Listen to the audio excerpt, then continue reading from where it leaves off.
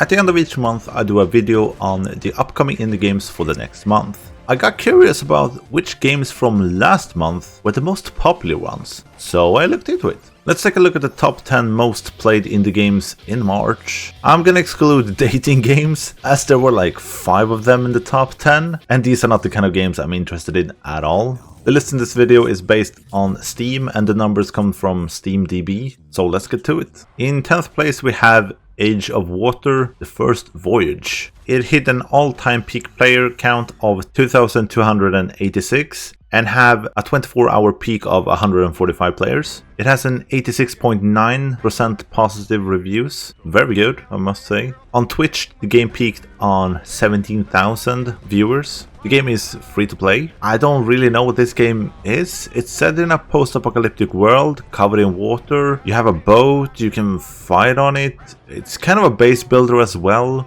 It says that it's a single player game, but it has PvP as well. It's listed under their MMO as well. Very confusing, all this. But people seem to like it. That's in 10th place. In 9th place we have Tern Worlds. Another game I haven't really heard about. Kind of a niche game it seems to be. It reached a peak play count of 2,494 and we have a 24-hour peak of 827. It sits at almost 60% positive reviews, so a bit lower. And it seems to come from that the older game is still better than this one. On Twitch it reached a peak of almost 5,400. The price for this game is $30. A bit high considering this game is in early access, and that might also be why the game isn't up to par to the last one. It aims for around 18 months in early access. This is a survival game. It seems to have the standard survival crafting elements. Here you also craft and pilot your own vehicle, and you can play with up to 6 friends. In 8th place we have Artifactseeker. I've actually bought this game. I haven't had time to play it much though. It hit an all-time peak player count of 2,600. We have a 24-hour peak of 1,000. 81% positive reviews, that's good. And on Twitch it peaked around 1,400 players. The price is $8, very cheap game. But yeah, it is a very standard roguelike survival game. You level up quite a lot, you have lots of abilities, upgrades, you have a bunch of characters. The overall structure is a bit simplistic, but the game is kind of messy at the same time. Like the shop is so cluttered with things. But yeah, you can really go crazy with abilities. They cover the entire screen almost. I might do a video on this game, we'll see. In 7th place we have Magnolia, Bloom in the Mist. I totally missed this title. Like there are so many games releasing. It's kind of cool living in these times, as this medium is just growing and growing. Magnolia reached an all-time peak of 2,700 players and have a 24-hour peak of 412. An insane 98% positive reviews. But that's crazy because it has over 2,000 reviews as well. On Twitch it peaked at around 3,000. The price of the game is $20. And when I looked into this game, it reminded me so much of another game. And when I looked it up, it was Ender Lilies. And yeah, that makes sense because it's the same developer. This game takes place a long time after Ender Lilies. Here you play as Lilac, who possesses the power to save the homunculi. You're also in search of your lost memories. I mean, the game looks fantastic. It's a Metroidvania style game, and it seems to be a very good game. I kinda have to play this one. In 6th place we have the Thaumaturg.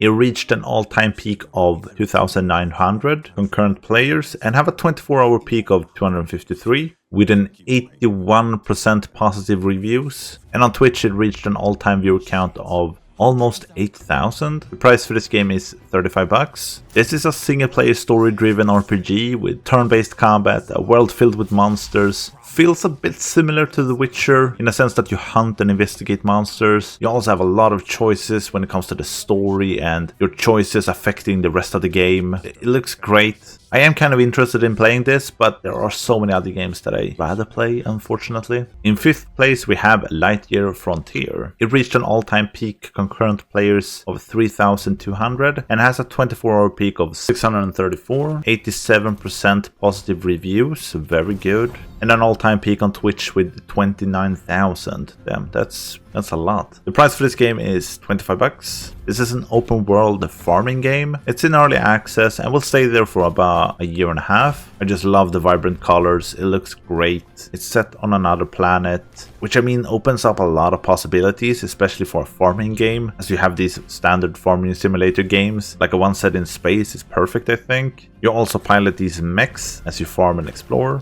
and it can be played with up to 3 fans. In 4th place we have Holbreak. This game is developed by K-Anime, the same developer that developed HoloCure, Save the Fans. I know that game was very popular on Twitch. Its peak concurrent players were 9,600 and a 24-hour peak is 2,700. It has an 83% positive reviews and reached an all-time high on Twitch with 3,400. Not as popular as its predecessor. Just like HoloCure though, the game is free to play. This is a side-scrolling beat-em-up where you play as VTubers from the group HoloLive. The game looks decent, but a lot of playable characters, equipment that change how you play, boss battles. You can play this 4-player co-op. I mean, it's free to play, so if you're interested, you should test it out at least. And in 3rd place we have Polya. I haven't heard about this game at all either. It reached 12,000 concurrent players on Steam, 24-hour peak of 9,700. And on Twitch it peaked at 74,000 players, which is quite a lot.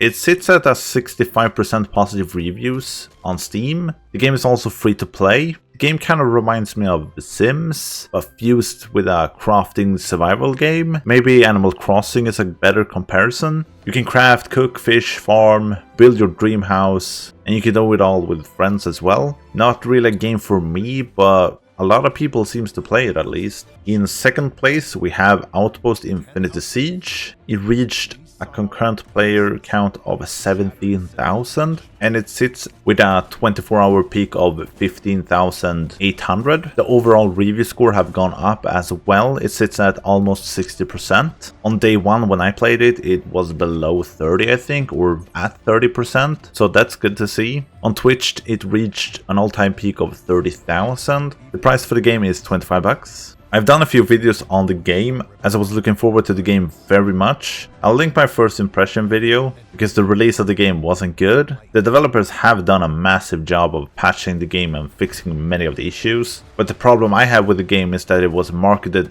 as a tower defense game with looting, when in fact it is a looting game with a side activity of tower defense. At least for the first 5 hours. Then I got kind of tired of looting the same map and the same buildings over and over again. From what I've heard, the game is a lot better 10 hours in or more, and the endless mode is good as well. I just find the looting side of the game too boring to spend that much time in. But I do want to come back to it, but I think I'm gonna wait a few months. And the number 1 played in the game in March was Backpack Battles. It hit a concurrent player count with 36,500, a 93% positive review rate. That's insane as well, holy shit. On Twitch it peaked at 64,800, very impressive. And the game still have a 24-hour peak of 15,200. The game costs 13 bucks. And this is kind of an interesting title, as you manage your inventory in a PvP battle. It's kind of an auto battler where you buy and manage and combine items into stronger equipment in order to defeat your opponent. And people seem to love that type of a game. Very cool to see. Yeah, these were the top 10 indie games in March that was played the most. Please leave a comment if you find this interesting and if these games surprised you. It certainly surprised me. And don't forget to leave a like. But otherwise, have a great day and I'll see you in the next one. Bye.